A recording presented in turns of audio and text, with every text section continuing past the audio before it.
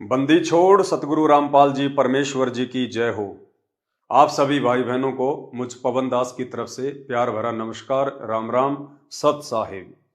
भाई और बहनों, आज का हमारा आध्यात्मिक विषय बहुत ही ज़्यादा गहन है, महत्वपूर्ण है। और इस आध्यात्मिक विषय को यहाँ का कोई धार्मिक नेता, राजनीतिक नेता, यहाँ तक कि ब्रह्मा विष्णु महेश भी उस समय तक नहीं समझ पाएगा जब तक उनके पिछले भक्ति संस्कार मजबूत नहीं होंगे। ब्रह्मा विष्णु महेश की तो छोड़ दीजिए, स्वयं सतगुरु रामपाल जी का खुद का परिवार और उस परिवार के पीछे आंखों पर अज्ञानता की काली पट्टी बांधकर गांधारी की तरह भूमिका कर रही 90% संगत को भी संत रामपाल जी की वास्तविक स्थिति का ज्ञान नहीं है कि संत रामपाल जी स्वयं धरती पर 8 सितंबर 1951 से प्रकट पूर्ण परमात्मा हैं या फिर किसी और परमात्मा के द्वारा भेजे गए उनके दास हैं। तो आज के विषय को थोड़ा ध्यान से सुनने की आवश्यकता है। मैं स्वयं भी परमपिता परमेश्वर सतगुरु रामपाल जी भगवान से अरदास करूंगा, विनती करूंगा कि परमेश्वर आप हमें अपना आशीर्वाद प्रदान करें ताकि आपके द्वारा बख्शीश सद्बुद्धि के आधार से ये दास अपने भगत भाई बहनों को आपकी वर्तमान में वास्तविक उपस्थिति को सही तरीके से समझा सके और मेरे भाई बहन भी इस वीडियो को ध्यानपूर्वक समझ सकें, गहनता से विचार कर सकें। तो परमेश्वर का आशीर्वाद प्राप्त करेंगे, उसके लिए हम परमेश्वर की वंदना करेंगे। परम पिता परमात्मा, सारी सृष्टि के रचनहार, कुल मालिक, असंख्य ब्रह्मांडों के स्वामी, जगत गुरु, तीनों लोकों में प्रवेश करके सबका पालन पोषण करने वाले राजाधिराज, आत्माधार, नाथों के नाथ, देवों के देव महादेव, सर्वेश्वर महेश्वर, मृत्युंजय, अजरो अमर, आदि अनादि, सनातनी प्रभु, जगत पिता जगदीश्वर, श्री श्री 1008 की उपाधि के वास्तविक अधिकारी, अकाल मूरत, शब्द स्वरूपी राम, वासुदेव, सर्वगतम ब्रह्म, परम पूज्य, प्रथम पूज्य, परम संत, परम पुरुष, परम धनी, परम दयालु, सत्य कबीर, हक्का कबीर, अल्लाहु अकबर, अल्लाहु कबीर, अल्लाह ताला, जगत के तारणहार, जगत के मुक्तिदाता, जगत के जगन्नाथ, हारे का सहारा, हिंदुओं का राम भगवान प्रभु, मुसलमानों के अल्लाह, ईसाइयों के मसीह, सिखों के वाहे गुरु, लीलाधर, जगत के जीवन दाता, संत शिरोमणि सतगुरु रामपाल जी परमेश्वर जी के चरण कमल में लाइव वीडियो देख रहे हम सभी भाई बहनों का अनंत कोटि दंडवत प्रणाम। भाई और बहनों, आज का वीडियो जिन जिन पुण्यात्माओं ने ध्यान पूर्वक देख लिया और यदि इस वीडियो को समझ लिया तो निश्चित तौर पे आप जी को अपने गुरुदेव भगवान संत रामपाल जी की वास्तविक परमात्मा वाली स्थिति का ज्ञान हो जाएगा, बोध हो जाएगा।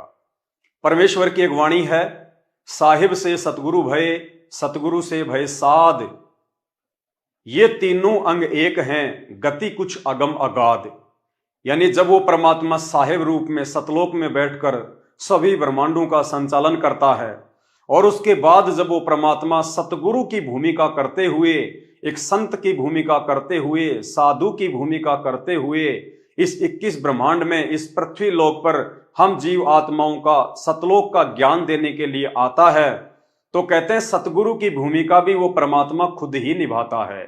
साहिब से सतगुरु भय, और उसके बाद एक साध की, एक संत की, एक भगत की भूमिका भी परमात्मा स्वयं ही निभाता है, क्योंकि परमात्मा भगत का रोल करके, भगत की भूमिका करके अपने भक्तों को ये समझाते हैं कि एक भगत का अपने गुरुजी के प्रति कैसा भाव होना चाहिए, एक भगत के अंदर क्या स्वभाव होना चाहिए, क्या उसके अंदर गुण होने चाहिए, क्या लक्षण होने चाहिए, सतगुरु के प्रति उस भगत की कैसी निष्ठा होनी चाहिए।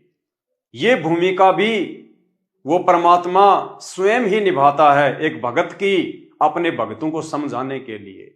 इसीलिए परमात्मा ने अपनी वाणी में कहा है कि साहिब से सतगुरु भय और सतगुरु से भय संत, धर धर वेख विशाल अंग, वो खेल आदि और अंत। तुम साहिब तुम संत हो, तुम सतगुरु तुम हंस, गरीबदास तेरे रूप बिना और न दूजा अंश। तुम ही परमात्मा हो, तुम साहेब तुम संत हो, तुम ही यहां संत रूप में एक तत्वदर्शी संत की भूमिका भी आप ही कर रहे हो। और तुम सतगुरु तुम हंस, आप ही सतगुरु हो, सच्चा ज्ञान देने वाले और अधिकारी नाम देने के। और तुम ही हंस हो, हंस अर्थात जो एक भक्त के अंदर जो गुण होने चाहिए वो भी कहते हैं हे परमात्मा आप में ही विद्यमान है। और आपके बिना, आपकी शक्ति के बिना या और न दूजा अंश, आपकी शक्ति से ही सब ब्रह्मांड चल रहे हैं। आपकी शक्ति से 6 प्राणों में ये शक्ति है चलने और बोलने की। हे परमात्मा तेरे बिना तो कुछ भी नहीं है। वो परमात्मा स्वयं ही ये सारी लीला करता है, भगत बनने की, सतगुरु बनने की, और साहिब वो स्वयं है ही।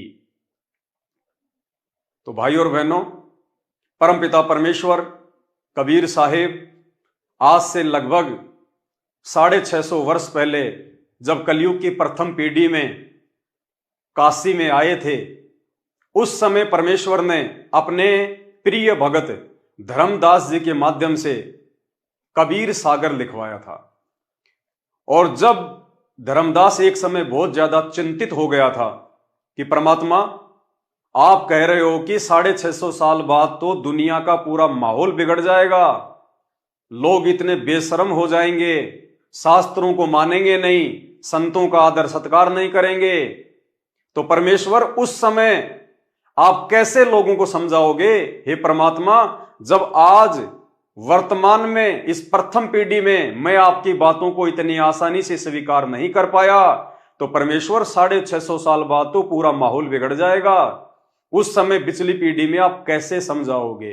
क्योंकि धर्मदास जी को अपने वंशजों की चिंता हो गई थी कि परमात्मा मुझे तो पार कर देंगे, लेकिन मेरी पीढ़ियां कैसे पार होंगी, मेरे बच्चे कैसे पार होंगे।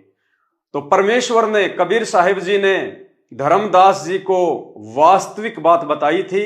और क्या कहा था कि धर्मदास 12वें पंथ हम ही चल आवें और सब पंथों को मिटा के एक पंथ चलावें। 12वां पंथ जो कि गरीबदास जी महाराज जी के द्वारा चलाया जाएगा, उस 12वें पंथ गरीबदासीय पंथ में धर्मदास आगे चलकर मैं कबीर ही जाऊंगा और सब पंथों को मिटा के अपना ज्ञान देके मैं अपना यथार्थ 13वां सत्य कबीर पंथ चलाऊंगा। और फिर परमात्मा ने अपने एक सत्संग में बताया कि धर्मदास के विश्वास को दृढ़ करते हुए और आज वर्तमान में हम सभी आत्माओं को वास्तविकता से परिचित करवाने के लिए परमेश्वर ने कहा था कि धर्मदास मैं तुझे सच्ची बात बताता हूं। धर्मदास से परमात्मा ने कहा कि 12वें पंथ में आगे चलकर मैं स्वयं ही जाऊंगा। और फिर गुरुदेव ने उस सत्संग में कहा कि धर्मदास को तो परमात्मा ने वास्तविकता बता दी कि 12वें पंथ में मैं कबीर स्वयं ही जाऊंगा, मेरा कोई दास नहीं जाएगा, मेरा कोई अंश वंश नहीं जाएगा, मेरा कोई प्रतिनिधि नहीं जाएगा, मैं किसी आत्मा को खड़ा नहीं करूंगा, बल्कि मैं कबीर स्वयं ही 12वें पंथ में जाऊंगा। 12वें पंथ हम ही चल आवें, सब पंथों को मिटा के एक पंथ चलावें। और उसके बाद कहा था कि उस काल के आगे परमात्मा ने थोड़ा सा भेद रखा कि 12वें पंथ में मेरा दास जाएगा, मेरा हंस जाएगा, ताकि काल को यह चिंता ना हो जाए कि यदि वो कबीर परमात्मा स्वयं आ गया तो मेरा तो सारा बाग ही उजाड़ देगा। तो उस 12वें पंथ में मैं आऊंगा स्वयं और फिर सभी पंथों को खत्म करके एक पंथ बनाऊंगा और सारी सृष्टि मेरा ही नाम लेगी। तेरे 42 वंश क्या सारी सृष्टि ने पार करूंगा धर्मदास, इन 42 की चिंता छोड़ तू। तब उसका दिल डटा था और काल के सामने परमात्मा ने थोड़ा सा भेद रखा कि मैं अपना अंश भेजूंगा। इसलिए काल के आगे परमात्मा ने थोड़ा सा भेद रखा कि मेरा हंस जाएगा, मेरा दास जाएगा, लेकिन धर्मदास जी को परमात्मा ने अपनी वास्तविक स्थिति से परिचित करवा दिया कि धर्मदास उस 12वें पंथ में मैं स्वयं ही चलकर जाऊंगा। पुण्यात्माओं, आज का हमारा वीडियो इस 12वें पंथ में परमेश्वर के आने को लेके है, इसलिए आप विशेष तौर से इस वीडियो को ध्यान से सुने और ध्यान से देखें।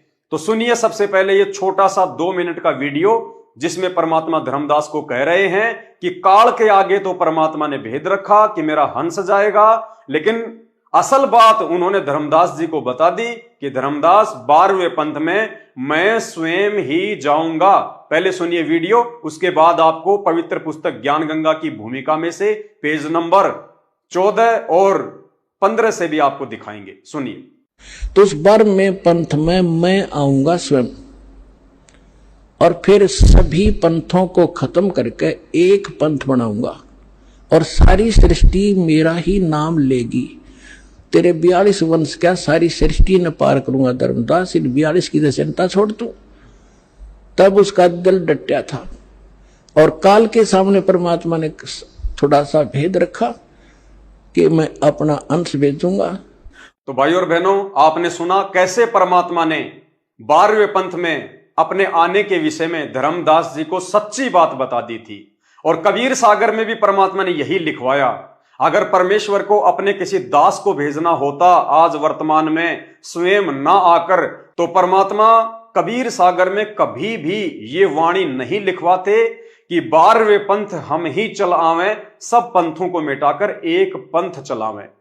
अब आपको और ज्यादा विश्वास दिलाने के लिए, दृढ़ करने के लिए कि 12वें पंथ में कबीर साहिब जी ने संत रामपाल जी के रूप में अपने किसी दास को भेजा है, प्रतिनिधि को भेजा है, या वो कबीर परमात्मा स्वयं ही चलकर संत रामपाल जी के रूप में 8 सितंबर 1951 से आए हुए हैं। तो भाई और बहनों, आपके सामने ये पवित्र पुस्तक ज्ञान गंगा है।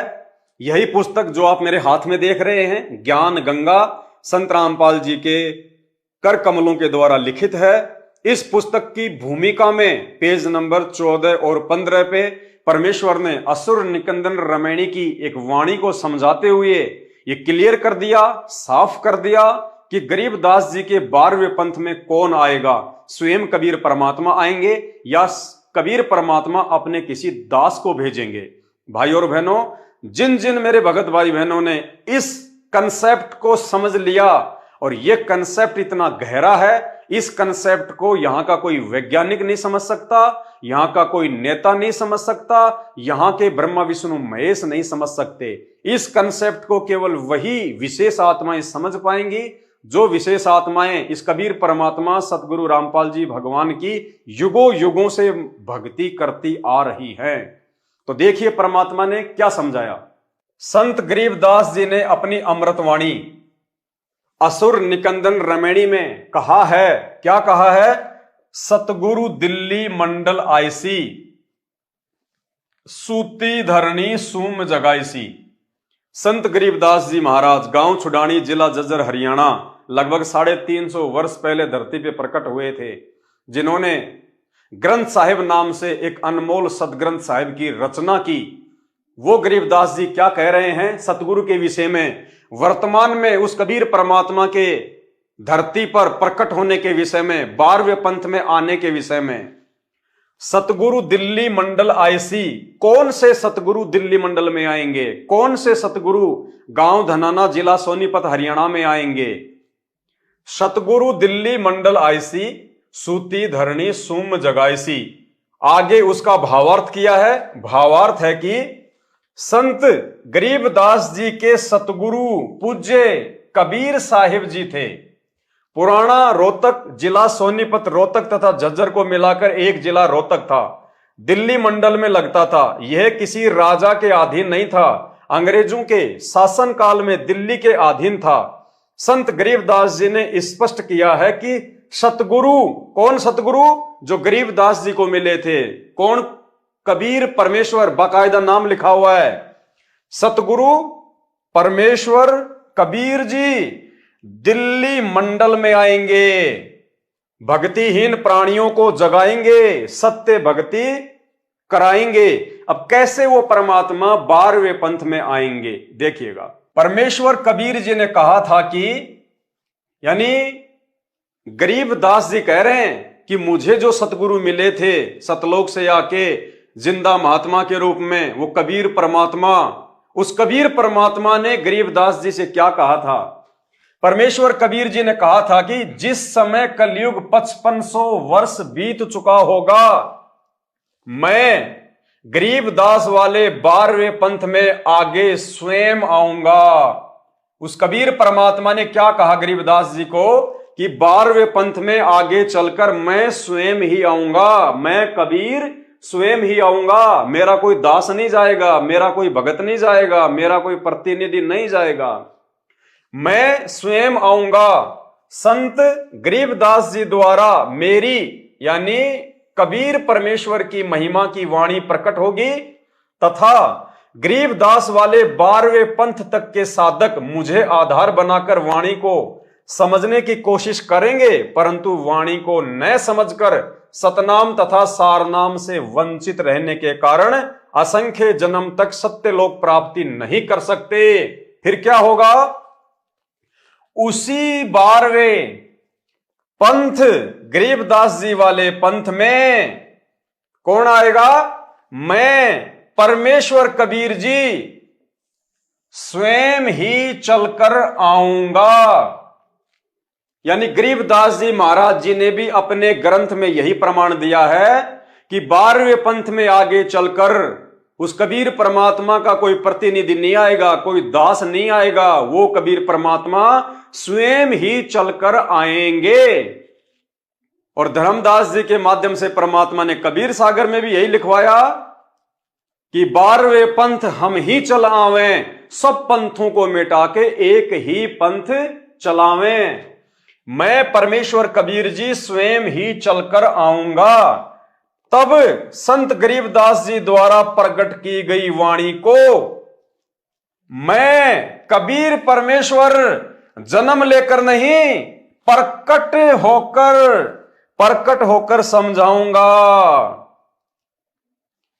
क्या कह रहे हैं परमात्मा कि 12वें पंथ गरीबदास वाले पंथ में आगे चलकर मैं कबीर परमेश्वर स्वयं ही चलकर आऊंगा और प्रकट होकर 8 सितंबर 1951 को प्रकट होकर फिर गरीबदास जी के पंथ में प्रवेश करके स्वयं ही गरीबदास जी की वाणियों को समझाऊंगा।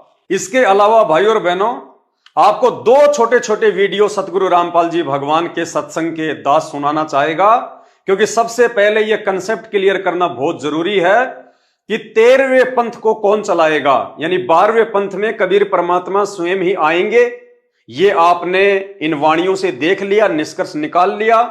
अब 12वें पंथ में आने के बाद में 13वें पंथ को कौन चलाएगा, 13वां वंश कौन होगा, तो उसके लिए आप जी सतगुरु रामपाल जी भगवान का एक छोटा सा 2 मिनट का सत्संग का वीडियो सुनिए, जिसमें सतगुरु रामपाल जी परमेश्वर कह रहे हैं कि उस 13वें पंथ को चलाने वाला ये समझ लेना समर्थ सत्य कबीर ही होगा।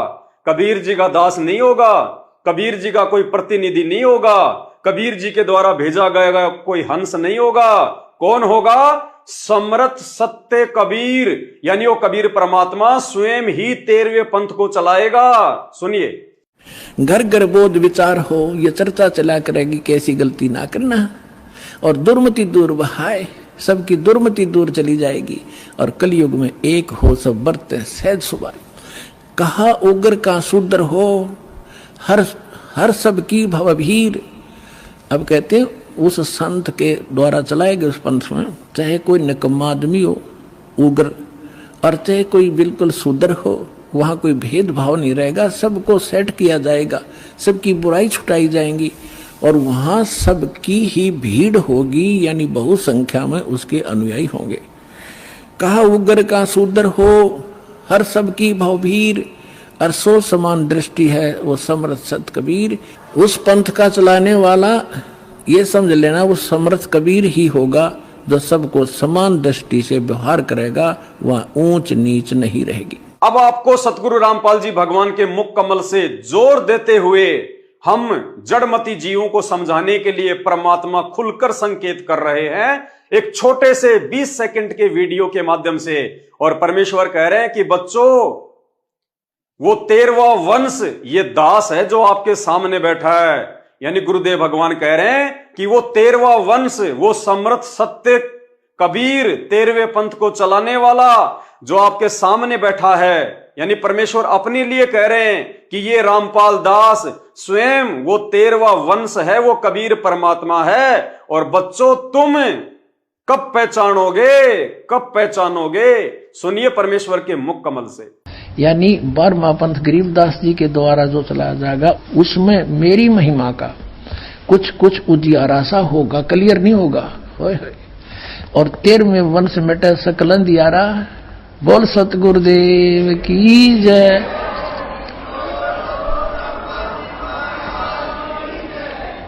ये 13वां वंश ये दास है जो आपके सामने बैठा है। भाई बच्चों आप कद पहचानोगे। भाई और बहनों, अब आगे का जो वीडियो है, इस वीडियो को आपने विशेष तौर से सुनना और देखना है। मुख्य जो कंसेप्ट है 12वें और 13वें पंथ का, उस कबीर परमेश्वर के स्वयं आने का, यह अब आपको समझाया जाएगा। और यह यदि आपने समझ लिया तो समझो आपने परमात्मा समझ लिया, आपने संत रामपाल जी भगवान की वर्तमान में वास्तविक स्थिति को समझ लिया। तो वाणियां आपने पढ़ी कि 12वें पंथ हम ही चलावें, सब पंथों को मिटा के एक पंथ चलावें। और आदरणीय गरीबदास जी महाराज जी की वाणियां भी आपने पढ़ी कि सतगुरु दिल्ली मंडल आईसी, सूती धरनी सुम जगाईसी। यानी गरीबदास के 12वें पंथ में आगे चलकर मैं कबीर परमेश्वर स्वयं ही प्रकट होकर वाणियों को समझाऊंगा। अब हमारे बहुत सारे भगत भाई बहन जो हैं वो भ्रमित हो जाते हैं एक छोटा सा वीडियो देखकर, एक अन्य जो वाणी है उसको सुनकर। कौन सी वाणी है कि जब आवे 5505 तब ये वचन मेरा होगा साचा, महापुरुष फरमान तब जग तारण को आए, 5 सहस अरु 500 जब कलयुग बीत जाए। कि उस कबीर परमात्मा ने तो अपनी वाणी के अनुसार सन 1997 में धरती पे आना था। और संत रामपाल जी ने तो हमें अपनी पुस्तकों से दिखाया कि मुझ रामपाल दास को वो कबीर परमात्मा मार्च 1997 में आके मिले दिन के 10 बजे। तो भाई संत रामपाल जी परमात्मा नहीं हो सकते।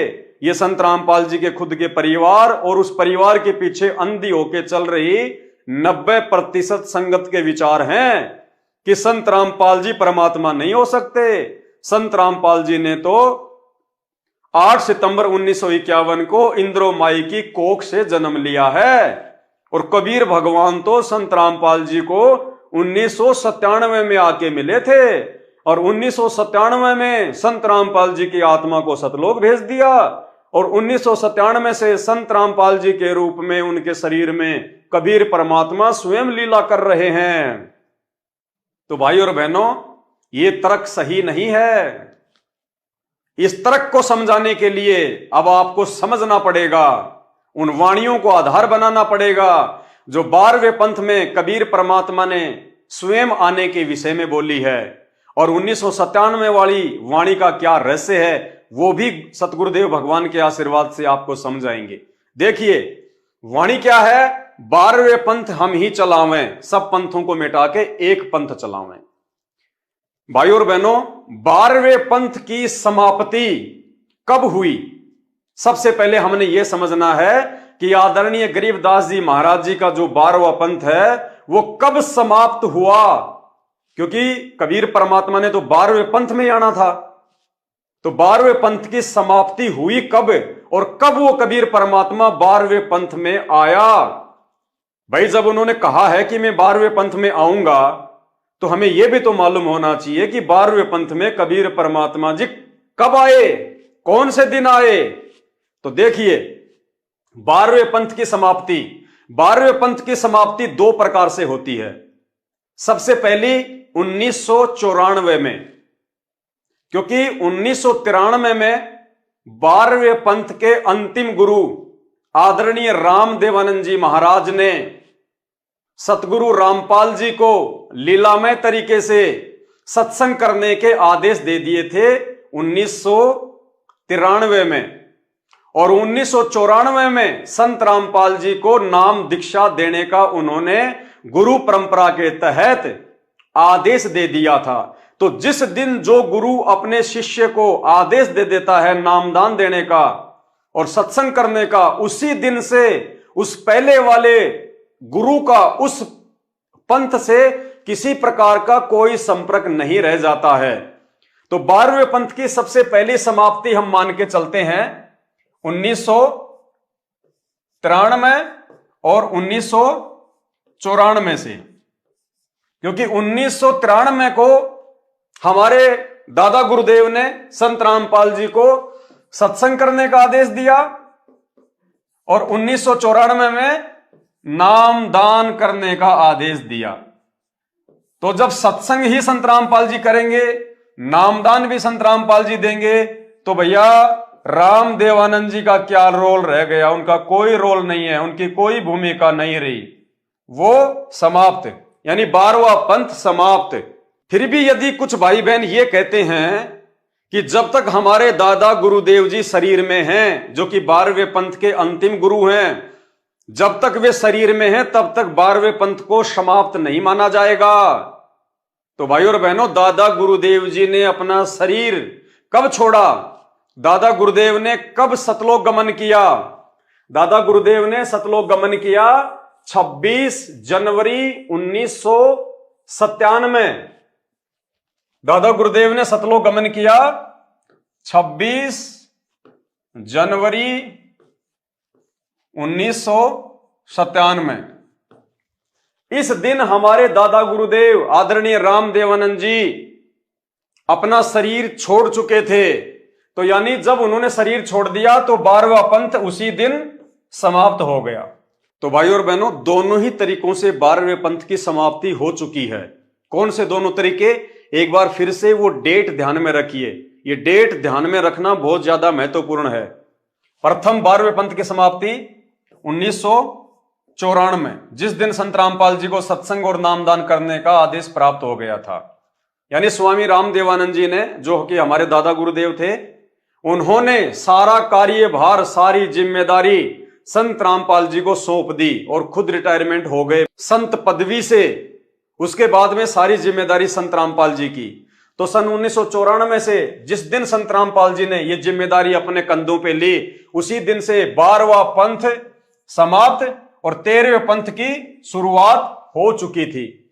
और दूसरे लोग मानते हैं कि जब तक दादा गुरुदेव शरीर में है तब तक 12वें पंथ की समाप्ति नहीं है। तो दादा गुरुदेव ने शरीर छोड़ा 26 जनवरी 1997। पुण्यात्माओं, ये जो डेट है दोनों, ये आप विशेष तौर से ध्यान रखना। ये डेट हमारा सहयोग करेंगे सतगुरु रामपाल जी भगवान की वास्तविक स्थिति को समझने में। तो लास्ट डेट हमारे दादा गुरुदेव के शरीर त्यागने की 26 जनवरी 1997।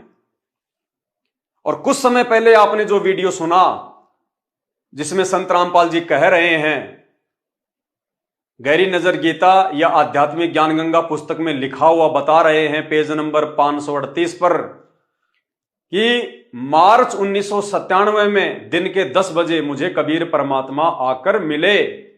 अब देखिएगा सन 1997 के लिए कैसे आपको यकीन होगा, देखना।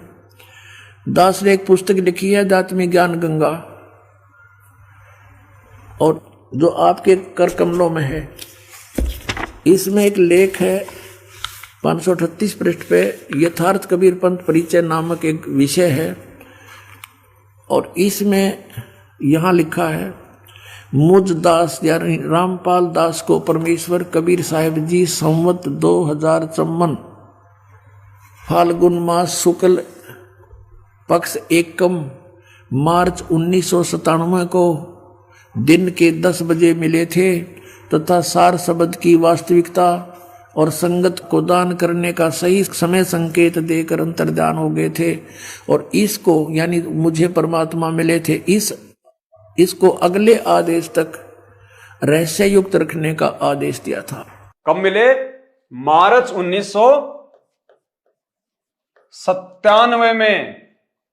एक बार आप ये वीडियो फिर से सुन लीजिए ताकि आपको डेट का ध्यान पड़ जाए कि मार्च 1997 में मिले थे या कब मिले थे। सुनिए। मुझ दास यानी रामपाल दास को परमेश्वर कबीर साहिब जी संवत 2054 फाल्गुन मास शुक्ल पक्ष एकम मार्च 1997 को दिन के 10 बजे मिले थे तथा सार शब्द की वास्तविकता और संगत को दान करने का सही समय संकेत देकर अंतर्ध्यान हो गए थे।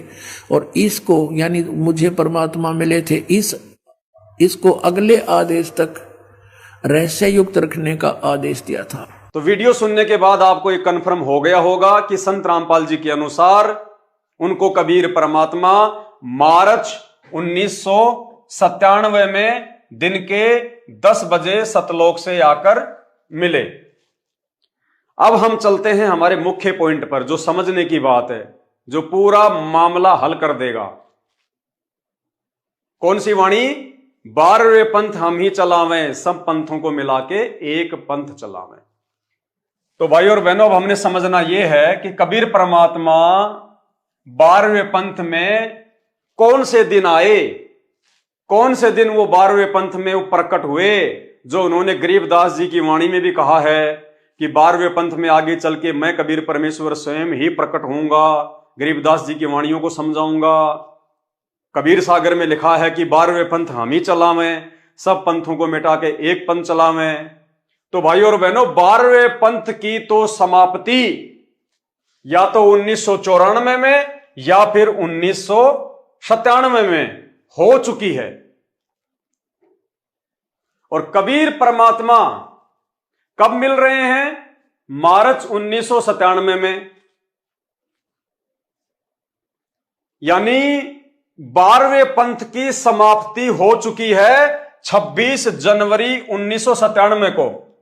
ध्यान से देखना, 26 जनवरी 1997 को दादा गुरुदेव ने शरीर छोड़ दिया था, यानी 12वें पंथ के वे अंतिम गुरु थे।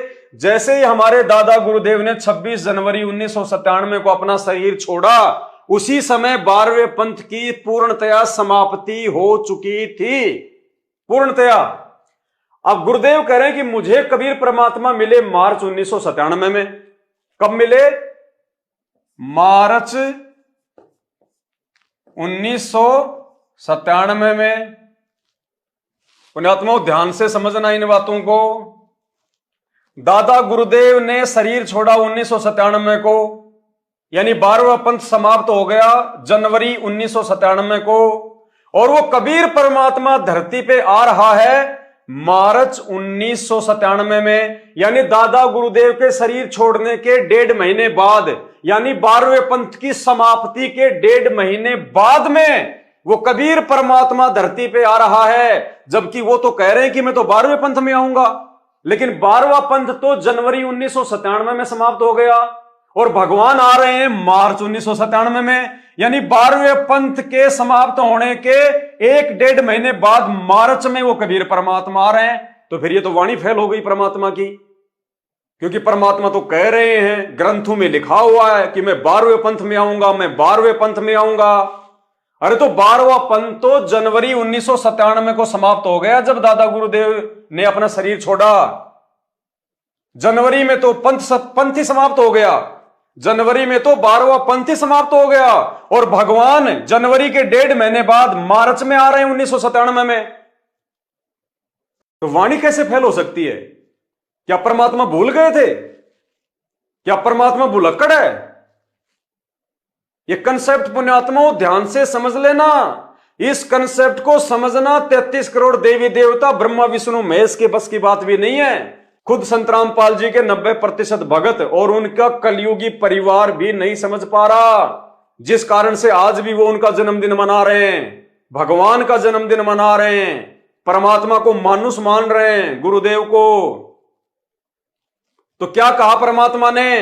अनेकों जगह लिखवाया कि 12वें पंथ में हम ही चलावें।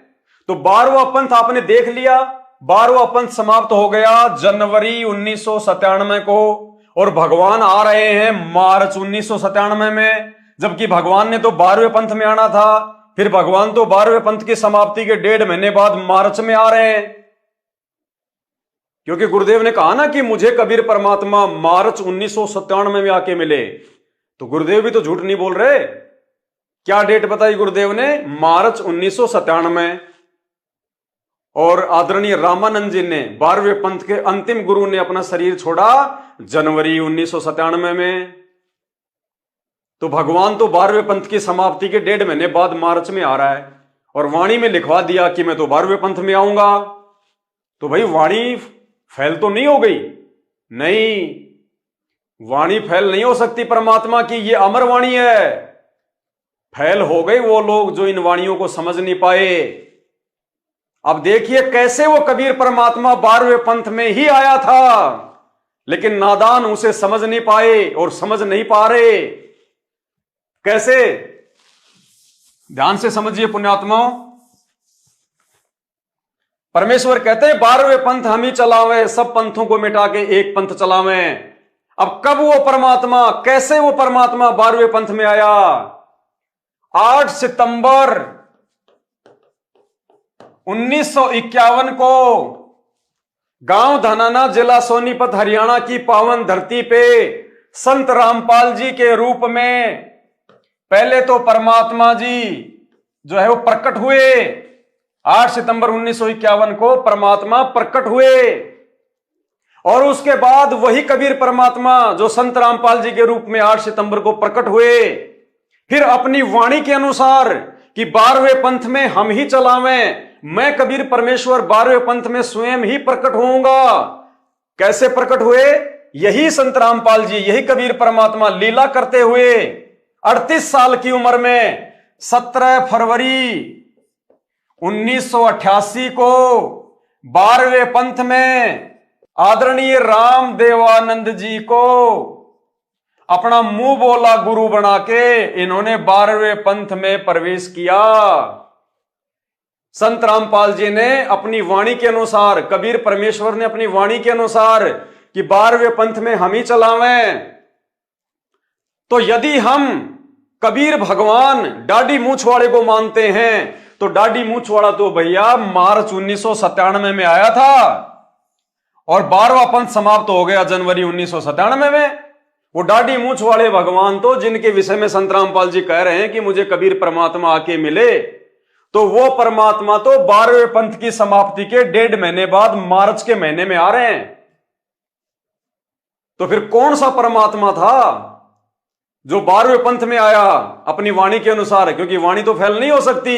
तो ये सतगुरु रामपाल जी भगवान 8 सितंबर 1951 को प्रकट होके और फिर 17 फरवरी 1988 को इन्होंने आदरणीय राम देवानंद जी को अपना मुंह बोला गुरु बनाया और 12वें पंथ में उनसे लीलामय तरीके से नाम दीक्षा लेके प्रकट हुए। जैसे 650 साल पहले यही कबीर परमात्मा इन्होंने पंडित रामानंद जी को अपना मुंह बोला गुरु बनाया, गुरु शिष्य परंपरा का निर्वाह करने के लिए, भगत बनकर, शिष्य बनकर एक अच्छे भगत की भूमिका निभाने के लिए। ये सारा का सारा कंसेप्ट है पुण्यात्माओं, ये सारा का सारा खेल है इस कबीर परमात्मा को समझने का। तो 12वें पंथ में जो आया है वही तो कबीर परमात्मा होगा। तो वो परमात्मा जिसके विषय में संत रामपाल जी बता रहे हैं वो तो 12वें पंथ की समाप्ति के 2 महीने बाद मार्च के महीने में आ रहा है। उसके मार्च के महीने में आने से 1.5 महीने पहले तो 12वां पंथ ही समाप्त हो चुका था, तो वो तो आया नहीं 12वें पंथ में। लेकिन वो परमात्मा कैसे संत रामपाल जी के रूप में 8 सितंबर 1951 को धरती पे प्रकट होके फिर 17 फरवरी 1988 को 12वें पंथ में प्रवेश कर गए और 12वें पंथ में प्रवेश करके 1994 से 1993 से उन्हीं गरीबदास जी महाराज जी की वाणियों को समझा रहे हैं।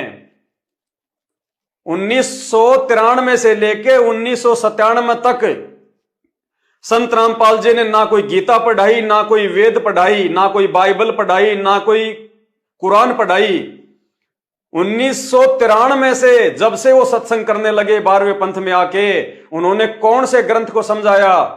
सिर्फ गरीबदास जी महाराज जी की वाणियों को ही समझाया उन्होंने, और किसी ग्रंथ को नहीं छेड़ा, किसी ग्रंथ को नहीं खोला। क्यों? क्योंकि पहले ही भविष्यवाणी हो चुकी थी। क्या भविष्यवाणी हो चुकी थी? उसी 12वें पंथ गरीबदास जी वाले पंथ में मैं कबीर परमेश्वर ही स्वयं चलकर आऊंगा, तब संत गरीबदास जी द्वारा प्रकट की गई वाणी को, यानी जो ग्रंथ साहिब है जिसका पाठ किया जाता है, गरीबदास जी द्वारा प्रकट की गई वाणी को मैं कबीर परमेश्वर प्रकट होकर समझाऊंगा। इस वाणी के अनुसार परमात्मा ने और किसी शास्त्र को हाथ नहीं लगाया। 12वें पंथ में प्रकट होकर उन्होंने गरीबदास जी की वाणियों का ही खुलासा किया। तो असली कबीर परमात्मा धरती पे कौन है? जिसको अनजाने में संत रामपाल जी का कलियुगी परिवार और उस परिवार के पीछे अंधी होके चल रही 90% संगत भगवान मानती है। दाढ़ी मूछ वाली फोटो को, कबीर जी की फोटो को, इस दाढ़ी मूछ वाली फोटो को। तो भाई ये दाढ़ी मूछ वाला तो 1997 में आके मिला संत रामपाल जी को, और मिला उला भी कुछ नहीं। संत रामपाल जी स्वयं कबीर परमात्मा है। इस भगवान को आके और कौन सा भगवान मिलेगा?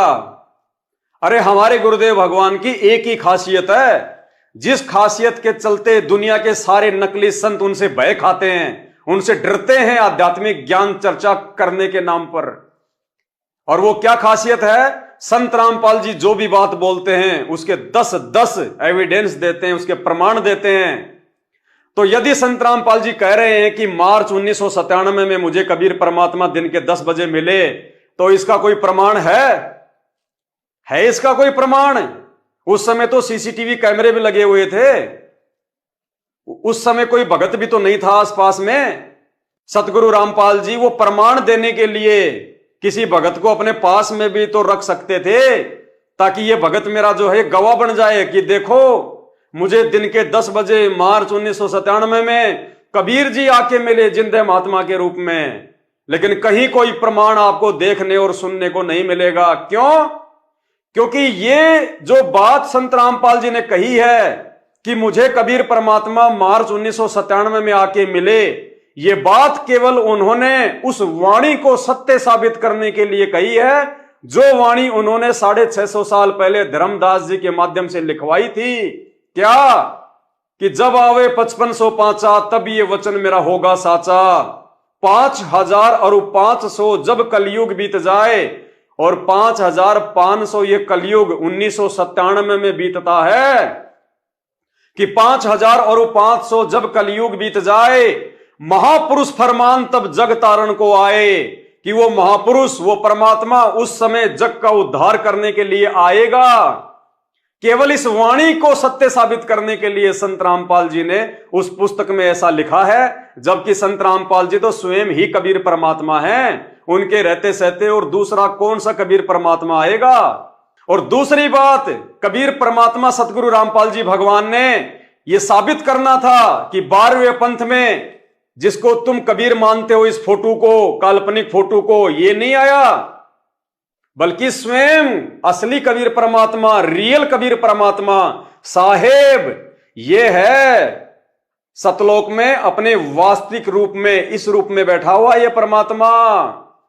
उस 12वें पंथ में कि 12वें पंथ में हम ही चलावे, सब पंथों को मिटा के एक पंथ चलावे, ये है वो कबीर परमात्मा जिनकी वाणी कभी झूठी नहीं हो सकती, जो कभी झूठ नहीं कह सकता, ना बोल सकता। तो परमेश्वर ने उस वाणी के अनुसार कि 12वें पंथ में आगे चलकर मैं कबीर परमेश्वर स्वयं ही प्रकट होकर संत गरीबदास जी के द्वारा प्रकट की गई वाणियों को समझाऊंगा। तो भाई 17 फरवरी 1988 को 12वें पंथ में लीलामय तरीके से अपना मुंह बोला गुरु बना के रामदेवानंद जी को और संत गरीबदास जी के ग्रंथ साहिब को कौन पढ़ा रहा है? उन वाणियों का खुलासा किसने किया? सन 1993 से संत रामपाल जी ने। तो ये है वो असली कबीर परमात्मा। पुण्यात्माओं, ये है वो कंसेप्ट। पुण्यात्माओं, जानबूझ के इस कबीर परमात्मा सतगुरु रामपाल जी भगवान ने ये कंसेप्ट आप और हमारे लिए छोड़ दिए। क्या पता रामदेवानंद जी की, जो कि आप और हमारी तरह एक जीव थे, वो एक भगत थे, क्या पता उनकी मृत्यु कौन से दिन होनी थी, लेकिन परमात्मा ने जानबूझ के जनवरी 1997 तक उनको जीवित रखा, ताकि आने वाले समय में मेरी पुण्यात्माएं मुझे पहचान लेंगी। अगर हमारे दादा गुरुदेव की मृत्यु, उनका शरीर यदि 2 महीने बाद में छूटता, तो पुण्यात्माओं, हम लोग कभी भी नहीं समझ पाते कि असल में कबीर कौन है। लेकिन सतगुरु रामपाल जी भगवान ने 1.5 महीने पहले यानी 26 जनवरी 1997 को उनका शरीर छुड़वाया और उसके बाद कहा कि मार्च 1997 में मुझे कबीर परमात्मा मिले। क्योंकि संत रामपाल जी खुद को भगवान नहीं कहेंगे, खुद को परमात्मा नहीं कहेंगे, वो किसी दूसरे को भगवान बताकर ही अपना ज्ञान प्रचार करते हैं। अपने से अन्य किसी को परमात्मा बता के ज्ञान प्रचार करते हैं, अन्यथा उनके ज्ञान को कोई नहीं समझे। सुनिए छोटा सा सत्संग। परमात्मा आते हैं, अपनी प्यारी आत्माओं को समझाते हैं, तुम जिस क्रिया को कर रही है फाइनल नहीं है। इस क्रिया के, इस कर्म के साथ साथ आपने एक अवश्य कार्य भुला रखा है, परमात्मा की भक्ति का। आप पे आवे हैं, आप पे भगवान की में, आप पे परमात्मा है और आप ही अपनी भक्ति के लिए अपने से अन्य भगवान बताकर आपको प्रेरित करते हैं। इसलिए परमात्मा अपने आप को छुपाकर ये ज्ञान प्रचार करता है और भगवान किसी और को बताता है। इसलिए परमात्मा ने दाढ़ी मूंछ वाली फोटो को आधार बनाया। स्वयं ये परमात्मा होते हुए इन्होंने एक दाढ़ी मूंछ वाली काल्पनिक फोटो को आधार बनाया कि ये है कबीर परमात्मा, ताकि लोग मेरे ज्ञान को समझें। अगर ये खुद कह दें कि मैं हूं कबीर तो कोई इनके सत्संग भी नहीं सुनता। इसके अलावा भाई और बहनों, एक और वाणी है परमात्मा की, परमात्मा को समझने के लिए। ध्यान से सुनिएगा, क्या वाणी है? काल ने कबीर परमात्मा से कहा था कि 12 पंथ करूं मैं साजा और नाम तुम्हारा ले करूं आवाजा। तो पुण्यात्माओं, अब काल ने कहा था कि 12 पंथ करूं मैं साजा और नाम तुम्हारा ले करूं आवाजा। 12 पंथ नाम जो ले ही वो हमरे मुख आन समोही। और 12 पंथ नाम जो ले ही हमरे मुख में आन समोई। काल ने क्या कहा था कबीर परमात्मा से? जब कबीर परमात्मा अपने पुत्र जोगजीत के रूप में उसको मिले थे तपस्या पर, तो काल ने कहा था कि तेरे नाम से मैं 12 पंथ चलाऊंगा, 12 पंथ करूं मैं साजा, नाम तुम्हारा ले करूं आवाजा। और उन 12 पंथ में जो नाम लेगा, 12 पंथ नाम जो ले ही वो हमरे मुख में आन समोई, अर्थात काल के ही जाल में रह जाएंगे, वो पार नहीं हो पाएंगे। 12 पंथों तक जो नाम लेगा, तो 12वां पंथ किसका? गरीबदास जी का। 12वां पंथ किसका? पुण्यात्माओं ध्यान से सुनना, तभी ये परमात्मा समझ में आएगा। 12 पंथ ये गरीबदास जी का पंथ है। और काल ने क्या कहा था कि इन 12 पंथों में जो नाम लेगा, 12 पंथों में जो नाम लेगा वो मेरे ही मुंह में रहेगा। यानी 12वें पंथ में, गरीबदास के पंथ में भी यदि कोई नाम दीक्षा लेगा तो वो सतनाम और सारनाम से वंचित रह जाएगा, वो पार नहीं हो पाएगा। ये उनका वचन, नियम, परमात्मा के साथ उसका एग्रीमेंट। अब पुण्यात्माओं विचार करो, 12 पंथ में जो नाम लेगा, यानी 12वें पंथ में भी जो नाम दीक्षा लेगा, वो भी काल के जाल में। तो पुण्यात्माओं 17 फरवरी 1988 को संत रामपाल जी ने कौन से पंथ में नाम लिया?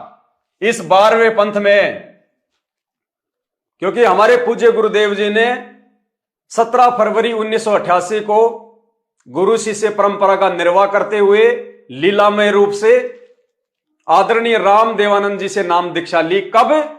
17 फरवरी 1988 को 12वें पंथ के संचालक से, 12वें पंथ के अंतिम गुरु से, आदरणीय राम देवानंद जी से।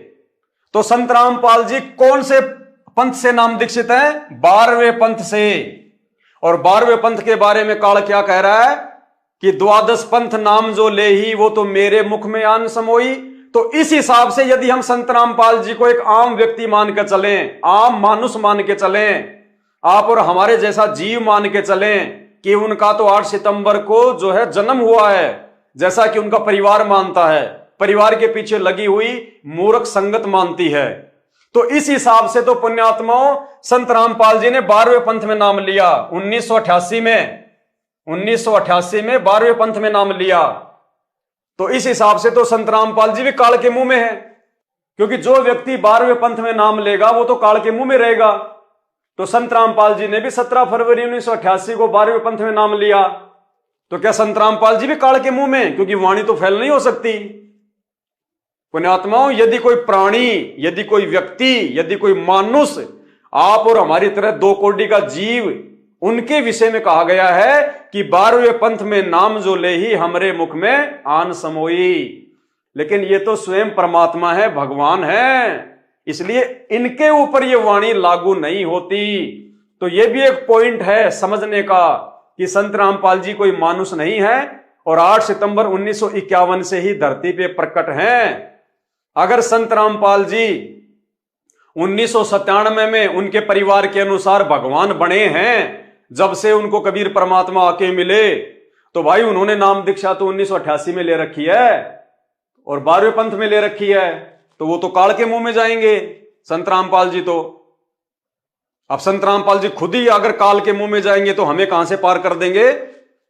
लेकिन पुण्यात्माओं, जिन आत्माओं को यह बात समझ में आ गई कि ये कोई आम व्यक्ति नहीं, ये कोई आम मानुष नहीं है, 8 सितंबर 1951 को धरती पे प्रकट होके फिर 17 फरवरी 1988 को अपनी वाणी के अनुसार, अपनी वाणी को सत्य साबित करने के लिए कि 12वें पंथ में हम ही चलावें, सब पंथों को मिटा के एक पंथ चलावें, परमेश्वर ने लीला करी, मुंह बोला सतगुरु बनाने की, आप और हमारे को भगत बनकर भगत के लक्षण समझाने की, भगत के गुण समझाने की।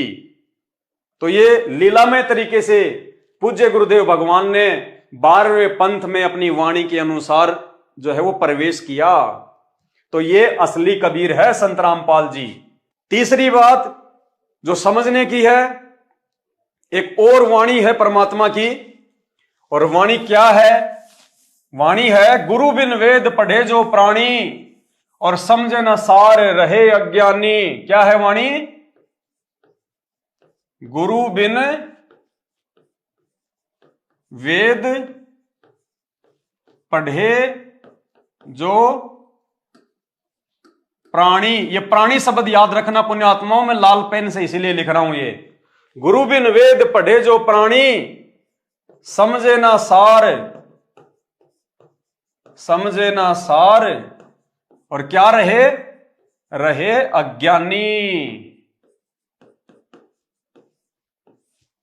क्या कह रही है वाणी?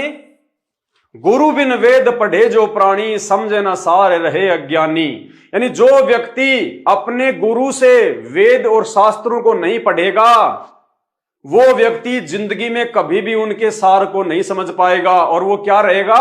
अज्ञानी रहेगा, मूर्ख रहेगा। तो भाई और बहनों, आज हम सबको पता है संत रामपाल जी पूरी दुनिया को वेद पढ़ा रहे हैं, पूरी दुनिया को गीता जी पढ़ा रहे हैं, हर धर्म ग्रंथ का हर शास्त्र वो पढ़ा रहे हैं। लेकिन ये क्या, संत रामपाल जी ने 1988 में जिस आदरणीय राम देवानंद जी से नाम दीक्षा प्राप्त की, जिनको अपना मुंह बोला गुरु बनाया, भाई वो तो अनपढ़ थे, अनपढ़ अंगूठा टेक थे।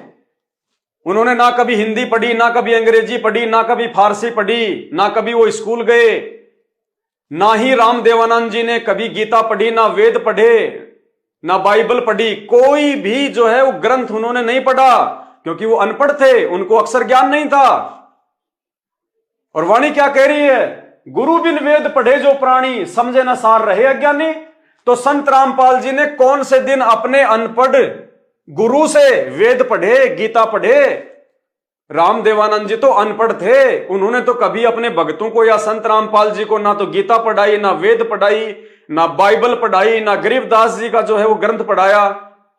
तो भाई वाणी के अनुसार तो ऐसा व्यक्ति बिल्कुल अज्ञानी माना जाएगा। फिर संत रामपाल जी को यह ज्ञान कहां से हो गया? संत रामपाल जी ने तो अपने अनपढ़ गुरु से कभी वेद पढ़े ही नहीं, गीता कभी पढ़ी नहीं। फिर संत रामपाल जी को कैसे ज्ञान हो गया? आज पूरे विश्व को पढ़ा रहे हैं वो, बड़े बड़े संस्कृत के प्रकांड ज्ञाता, जिन्होंने वेद लिखे, गीता जी लिखी, 18 पुराण लिखे, जो गलतियां उन्होंने लिखने में कर दी वो भी संत रामपाल जी ठीक कर रहे हैं, जबकि संत रामपाल जी के गुरु तो अनपढ़ है। लेकिन वाणी क्या कह रही है पुण्यात्माओं? वाणी पे ध्यान दीजिए, जो लाल पेन से मैंने लिखा है, गुरु बिन वेद पढ़े जो प्राणी। प्राणी यानी आप और हमारे जैसा जीव, 2 कोटि का जीव, मां के गर्भ से जन्म लेने वाला जीव, प्राणी। अगर कोई प्राणी, अगर कोई सामान्य जीव, अगर कोई मानुष, यदि कोई इस 21 ब्रह्मांड में जन्म लेके पैदा हुआ कोई व्यक्ति यदि बिना गुरु के इन शास्त्रों को पढ़ेगा, जैसे ये नकली पंडित, नकली गुरु, नकली शंकराचार्य, ये आज तक शास्त्रों को नहीं समझ पाए, शास्त्रों के सार को नहीं समझ पाए, तो ये वाणी कह रही है कि गुरु बिन वेद पढ़े जो प्राणी। यदि कोई सामान्य व्यक्ति, मां के गर्भ से जन्म लेके पैदा हुआ व्यक्ति, 21 ब्रह्मांड का जन्म और मृत्यु वाला प्राणी, यदि बिना गुरु के वेद और शास्त्र पढ़ेगा तो वो सार को नहीं समझ पाएगा, भगवान पे लागू नहीं है। वाणी ये नहीं कह रही कि वो परमात्मा, वो कबीर साहिब संत रामपाल जी का रूप बना के एक आम व्यक्ति की लीला करते हुए यदि किसी अनपढ़ व्यक्ति के शिष्य कहलाएंगे तो वो वेद शास्त्र नहीं समझ पाएंगे। नहीं, परमात्मा पे लागू नहीं है। परमात्मा को आवश्यकता नहीं है किसी गुरु से वेद पढ़ने की। हम संत रामपाल जी को जगत गुरु कहते हैं। जगत गुरु, जगत गुरु वो होता है जो पूरे जगत को ज्ञान दे। और यदि कोई संत रामपाल जी को मानुष मानता है और ये मानता है कि संत रामपाल जी के गुरु आदरणीय रामदेवानंद जी महाराज हैं, तो वो महामूर्ख व्यक्ति है, क्योंकि जगत गुरु उसको कहते हैं जो पूरे जगत को ज्ञान देता है। अरे संत रामपाल जी फिर जगत गुरु कहां से हो गए? यदि आप लोगों के अनुसार उन्होंने किसी और से ज्ञान लेके फिर आगे ज्ञान देना शुरू किया, तो ऐसा व्यक्ति जगत गुरु नहीं हो सकता जो किसी और से ज्ञान लेके फिर ज्ञान का प्रचार करे। जगत गुरु उसको कहते हैं जो पूरे विश्व को ज्ञान दे, जिसके समान ज्ञान किसी को ना हो, जिसके समान ज्ञानी और कोई ना हो। हम सुबह सुबह नित्य नियम में अपने गुरुदेव भगवान की महिमा करते हुए अथ ब्रह्मवेदी में क्या पढ़ते हैं? ज्ञान सागर अति उजागर निर्विकार निरंजनम महाज्ञानी महाध्यानी सत्सुकृत दुग्भंजनम। यानी हमारे गुरुदेव के समान कोई महाध्यानी नहीं, कोई ब्रह्म ज्ञानी नहीं और कोई महाज्ञानी नहीं। तो भाइयों और बहनों, वाणी के अनुसार यदि कोई प्राणी, यदि कोई मनुष्य, कोई आम व्यक्ति यदि बिना गुरु के या फिर किसी अनपढ़ गुरु के यदि वेद पढ़ेगा, गीता पढ़ेगा, तो वो सार को नहीं समझ पाएगा। और जब भूमिका एक व्यक्ति की खुद परमात्मा ही कर रहा है, भगत बनने की भूमिका खुद परमात्मा ही कर रहा है, तो उसका गुरु चाहे पढ़ा लिखा हो चाहे अनपढ़ हो, फिर कोई फर्क नहीं पड़ता, क्योंकि परमात्मा तो सर्वज्ञ होता है। उसको किसी गुरु से वेद पढ़ने की जरूरत नहीं, वो तो गुरुओं को वेद पढ़ाता है, पूरी दुनिया को वेद पढ़ाता है। तो इस वाणी के अनुसार भाई और बहनों, जो व्यक्ति संत रामपाल जी को आम व्यक्ति मानते हैं वो तो फेल हो जाएंगे, चक्कर में पड़ जाएंगे। और जो बुद्धिमान आत्माएं होंगी वो विचार करेंगी कि हमारे दादा गुरुदेव अनपढ़, अक्षर ज्ञान नहीं, हमारे दादा गुरुदेव ने कभी वेद नहीं पढ़े, कभी शास्त्र नहीं पढ़े, कभी गीता जी नहीं पढ़ी, और हमारे गुरुदेव ने मात्र 6 वर्षों में अनपढ़ गुरु की संगति करके और पूरी दुनिया को वेद पढ़ा दिए, सभी धर्मों के धर्मशास्त्र पढ़ा दिए। और यहां ही नहीं, एक छोटा सा सत्संग सुनिए गुरुदेव भगवान का, जिसमें पूज्य गुरुदेव कह रहे हैं कि कहीं आपको यह गलतफहमी हो कि भाई रामपाल को केवल हिंदू धर्म के ग्रंथों का ज्ञान है। नहीं, गुरुदेव कह रहे हैं पूरे विश्व में जितने भी धर्म ग्रंथ हैं उन सब का ज्ञान मुझ रामपाल दास को है, सबका ज्ञान। यानी पूरे विश्व में 206 से अधिक देश हैं, 206 से अधिक देश, हर देश की न्यारी न्यारी भाषा, अलग अलग भाषा, और हर देश का एक अपना इतिहास है, हर देश का एक अपना धर्म है। और गुरुदेव कह रहे हैं कि मुझे पूरे विश्व के धर्म ग्रंथों का ज्ञान है, यानी पूरे विश्व की भाषाओं का ज्ञान, पूरे विश्व के धर्म ग्रंथों का ज्ञान है। तो भाई ये कौन है फिर? आम व्यक्ति है क्या? सामान्य व्यक्ति है क्या? ये स्वयं कबीर परमात्मा है। और कबीर परमात्मा पूरे विश्व की तो छोड़िए, देवी देवताओं से लेके पाताल लोक के प्राणियों तक की, समुद्र के प्राणियों तक की भी, जीव जंतु पशु पक्षी चारों खानियों के प्राणियों की परमात्मा भाषा जानता है। परमात्मा कहते हैं चीटी पायल बाजे पैर, साहिब सुनता है सब लहर। सुनिए सतगुरु रामपाल जी भगवान के मुख कमल से, जिसमें परमात्मा कह रहे हैं आप और हमें ये विश्वास दिलाने के लिए कि धरती पे हमारे पूज्य गुरुदेव के रूप में कोई सामान्य व्यक्ति, कोई सामान्य जीव नहीं है, कोई मनुष्य नहीं है। स्वयं कबीर परमात्मा 8 सितंबर से प्रकट है और उनका जन्मदिन मनाकर, उनका अवतरण दिवस मनाकर हम उनको गालियां ना दे, क्योंकि जन्म उसका होता है जो मां से जन्म लेता है, जीव। और अपने गुरु को जीव कहना, अपने गुरु को मानुष कहना, परमात्मा कहते हैं गुरु मानुष कर जानते, वो नर कहिए अंध, ओ है दुखी संसार में, फिर आगे यम के फंद। क्योंकि गीता का समझना कोई बालकों का खेल नहीं, परमात्मा बुद्धि दे अपने कृपा पात्र पे, तभी ये अनमोल ग्रंथ समझ में आते हैं। और टीचर उसी को कहते जो हमारे सिलेबस को ठीक से जाने। वो टीचर कहां, जब सिलेबस का ज्ञान नहीं अटपट सुना रहा है तो टीचर नहीं है। तो जितने भी आज तक धर्मगुरु किसी भी धर्म के हैं, उनको अपने सिलेबस का ज्ञान वर्तमान वालों को नहीं है। इस दास रामपाल दास के अतिरिक्त विश्व में नहीं है। ये कद्दे से नमाजी उतारा।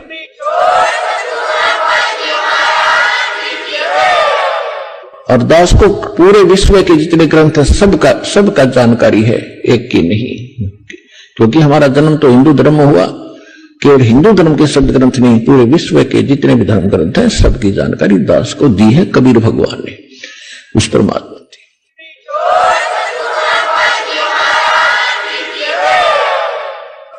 तो भाई और बहनों, अब हमारे को किसी प्रकार का कोई भी डाउट, कोई भी शंका नहीं रहनी चाहिए।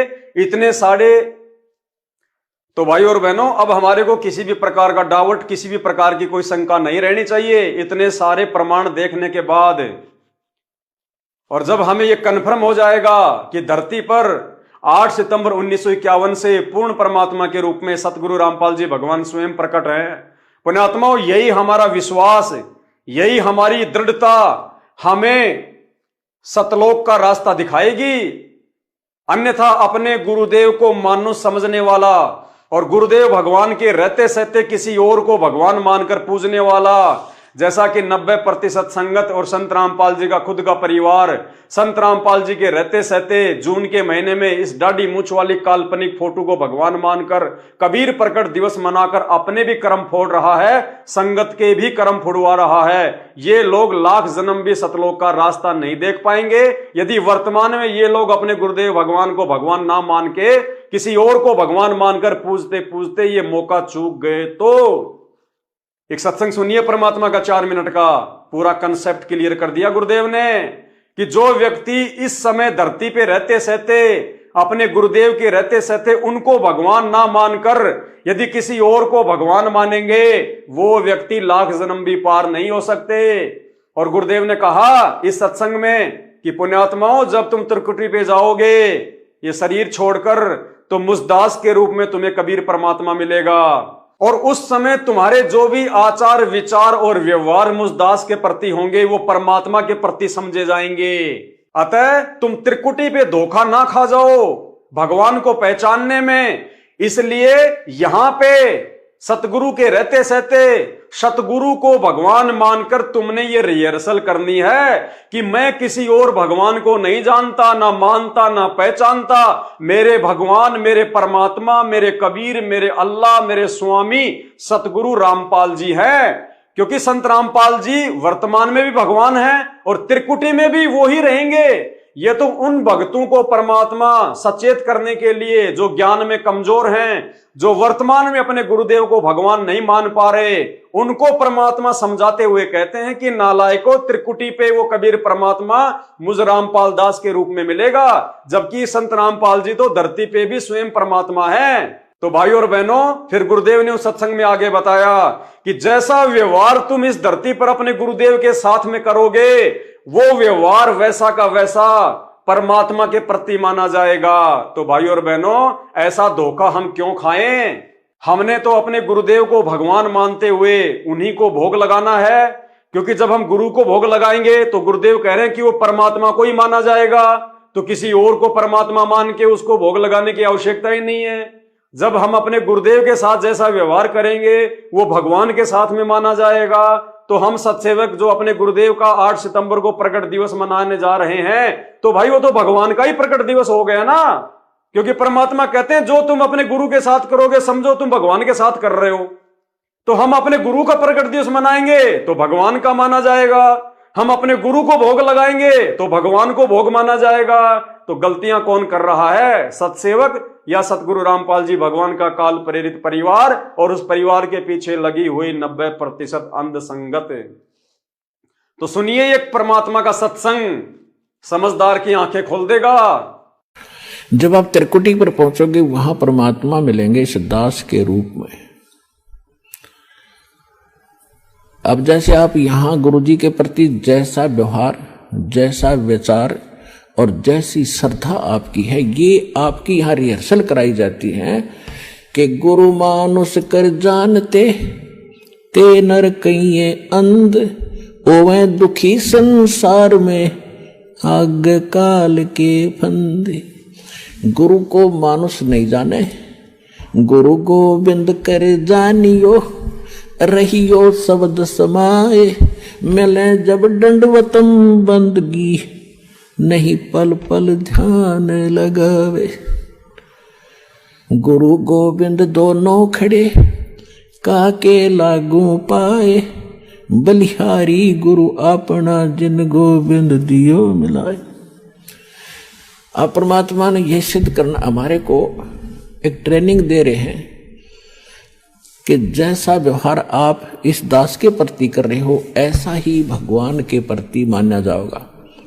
और जैसा आप दिन में रिहर्सल कर रहे हो, रात में सौपन भी वैसे ही आएंगे। तो संसार छोड़कर जब जाओगे आपको सौपन सा बनेगा। तो जैसा आपकी आस्था यहाँ वहां तो सामने स्पष्ट नजर आओगी, तो वहां आपकी परीक्षा होगी।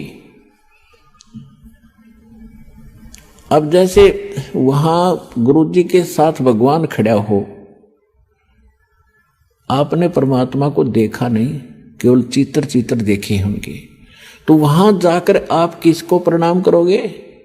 गुरु गोविंद दोनों खड़े किसके लागू पाए, बलिहारी गुरु अपना जिन गोविंद दियो लाए। यानी हमने इतना दृढ़ होना है इस मार्ग पर सफल होने के लिए। वो जो दास के रूप में होगा वो भगवान ही होगा वहां पर।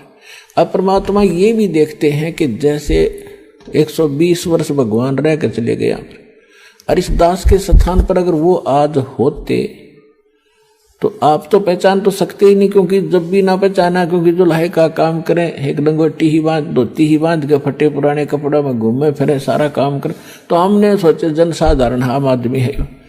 तो इसलिए परमात्मा वो एक विधान बताएंगे और इसलिए दास को भेजा के भगवान को पहचानवा दे, आपको पहचान करा दे। और कैसे मिलेगा ये नियम बताओ।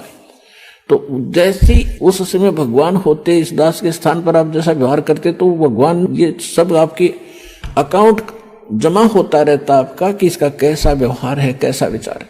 तो अब दास ये देख रहा है, दास के प्रति जैसा आपकी भावना, जैसे आपके विचार, आपकी श्रद्धा है, तो आपकी वहां बुक में लिखे जा रहे। परमात्मा वाले स्थान के पास आपकी एक अलग से बेड है, आपकी बही है, आपका अकाउंट खुला हुआ है, एक फैक्स वहां जाता है। तो उस समय फिर आपका जैसा स्वभाव आप वहां प्रयोग करोगे त्रिकुटी पे, जैसा आप यहां कर रहे हो एडिट होगा। फिर वहां से अगर गलती कर दी तो आपको फिर भी वापस पटक दिया जाएगा, वहां से भी आपको फेल होकर वापस निराशा हाथ लगेगी। यहां अलग बात है कि किया हुआ कर्म यहाँ ऊपर के ब्रह्मांडों में आप देवता बने रहोगे हजारों लाखों युगों तक, और फिर वहां आपकी पूरी पूंजी भक्ति नाश करा कर ये वापस पटक देगा धरती पे। तो इससे बचने के लिए जो पहले हम मार खा गए, हमने धोखे खाए, उससे बचने के लिए अब ये फावल पॉइंट बताए जाते हैं। इसमें दृढ़ रहना बच्चों, बार बार यही आपको बताया जाता है। तो भाई और बहनों, उम्मीद करता हूं 8 सितंबर का दिन बहुत नजदीक आ रहा है। पिछले कई वर्षों की तरह काल प्रेरित सतलोक आश्रम मैनेजमेंट हरियाणा के चक्कर में पड़कर आप अपने धर्म और अपने कर्म को मत बिगाड़िए। धरती पे परमात्मा अपने गुरुदेव भगवान के रूप में स्वयं प्रकट है। ये मौका बार बार नहीं मिलेगा। ये असंख्य जन्मों के बाद में बिल्ली के भाग का छिक्का टूटा है। अब की बार अपने गुरुदेव भगवान को पहचानने में देरी ना करो, वरना असंख्य जन्मों तक भटकना पड़ेगा, रोना पड़ेगा, पछताना पड़ेगा। बंदी छोड़ सतगुरु रामपाल जी भगवान की जय हो।